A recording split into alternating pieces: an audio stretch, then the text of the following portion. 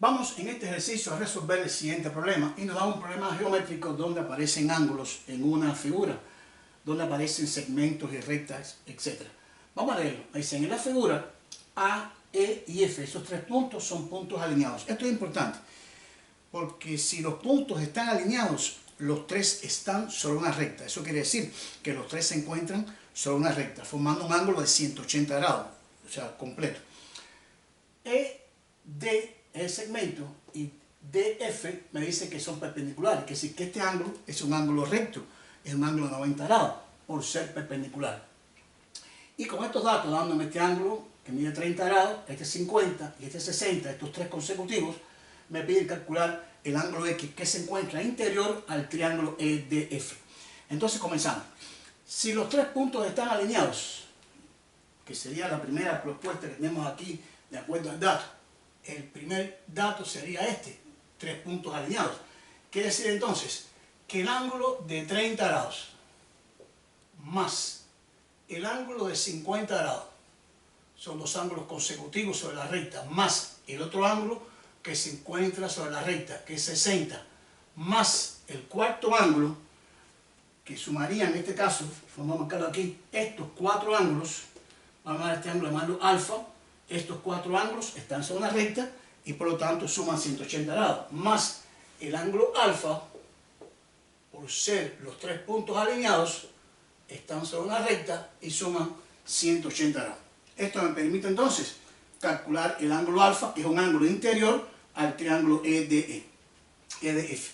Entonces esta suma por aquí daría 140 grados. 140 grados más el ángulo alfa igual a 180 grados. Y esto me permite calcular la amplitud del ángulo alfa. Me quedaría 180 grados menos 140 grados, donde el ángulo alfa mediría 40 grados. Aquí tendría entonces la amplitud del ángulo alfa que se encuentra dentro del triángulo EDF. Este ángulo mide 40 grados. Pero me dicen que estos lados ED y DF son perpendiculares. Quiere decir, segundo, otro dato que puedo plantear. Número 2, si los datos me dicen que ED es perpendicular con DF, esto implica decir que el ángulo que se encuentra en D es un ángulo de 90 grados, entonces es un ángulo recto. Ya tengo entonces de que este ángulo es recto porque los lados son perpendiculares. Este mediría 90, pero aquí tendría los tres ángulos interiores de un triángulo. Entonces podría decir, en número 3, en el triángulo DEF, rectángulo en D. ¿Por qué rectángulo? Porque los lados son perpendiculares. En un triángulo, independientemente que sea rectángulo o no, en cualquier triángulo, este triángulo es rectángulo, pero en cualquier triángulo, la suma de sus tres ángulos interiores es igual a 180 grados.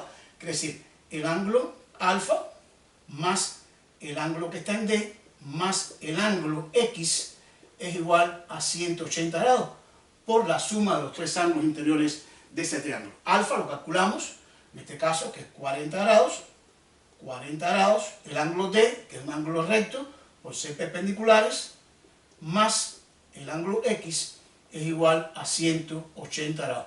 Despejando, que es el ángulo X al cual queremos calcular, me quedaría aquí 40 más 90, me quedarían 130 grados, más el ángulo X igual a 180. Y entonces despejando el ángulo X, que es que queremos, nos quedaría 180 menos 130. Y calculando esa expresión, esta diferencia nos daría 50 grados. Y así hemos podido calcular la amplitud del ángulo X que se encuentra en un triángulo que es rectángulo por ser lados perpendiculares, la suma da 180, pero estos cuatro ángulos también suman 180 porque son ángulos que están alineados, los tres puntos, y se encuentran sobre una recta. Espero lo hayan entendido, les guste, les sirva para sus estudios. Muchas gracias, suscríbanse, nos vemos en nuestro próximo video.